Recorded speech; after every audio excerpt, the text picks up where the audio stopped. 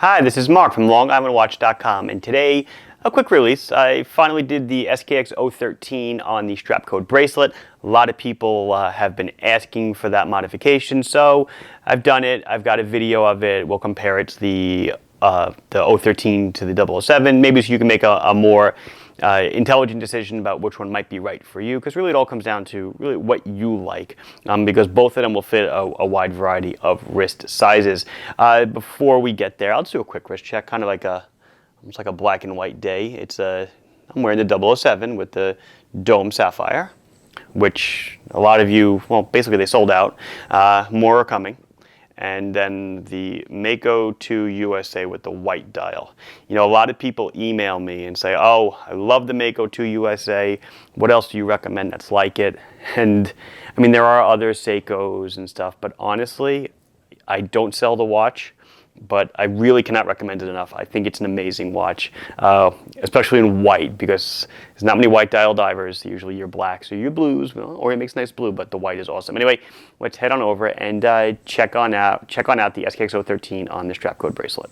So smaller wrists rejoice. This is what you guys have been asking for. So this is the SKX013 on the Strapcode Super Oyster. It's the same 013 watch that's available on the website, but here we've fit it with the Strapcode 20mm Super Oyster bracelet that's made actually for this watch. So the integration, and we'll get in closer in a second. The integration to the case is excellent. So why do people like the 013? The 013 is a 38mm diver as opposed to your conventional 007, which is 42, 43. It's 13 thick. It is around 44 on the tip to tip, and again, it's a 20mm lug. So it is, it's the regular dive watch. I actually have my 007 here, and when I do the wrist shot, I'll do both so you can compare. So I know a lot of people always ask, which one should I buy for my wrist? It's really up to you.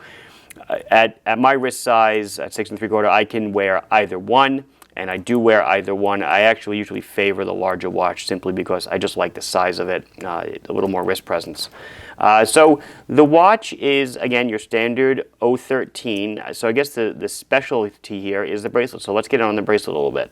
So the beauty of Strapcode is they manufacture the end links of the bracelet to meet the watch or match the watch perfectly. And this is the biggest problem that you will ever encounter with getting a curved end link bracelet for your watch. You really need the OEM bracelet to match it perfectly, or you need someone to custom manufacture an end link for you, and that's what Strapcode has done.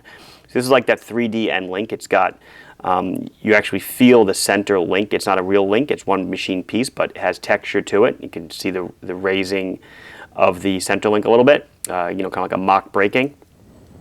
The center link is solid. You can see that it's a solid machine piece of metal, so no rattling. It fits tight in there. It is a solid link bracelet held together with screws. So to size it, no pins and collars, no cotter pins. Little eyeglass screwdriver, unscrew, pull the pin out, unscrew, pull the pin out, get rid of the link, put them back together, put the screw in, and tighten it down. The clasp is a single fold over, double push button deployant. It is a nice clasp. This is all machined. This is not cheap bent steel. Very nicely done. It has a 3-position micro adjustment. So there's a little spring pin in here. So you use a little tool, you push it down, and you can walk it over to either side. And this will help you, like maybe you remove one link, it's not tight enough. So you can move this out in one link, and maybe that will make you happy. And then when your wrist swells in the summer, shrinks in the winter, you can move it there. That way you probably don't have to remove a link unless you gain or lose weight, and then your wrist changes size. But seasonal changes, usually you can take care of with the micro adjustment. It's all done in a nice brush finish, and that matches the top of the lugs of the watch. It is a brush finish as well. The sides of the watch is polished. So excuse me, the sides of the watch are polished.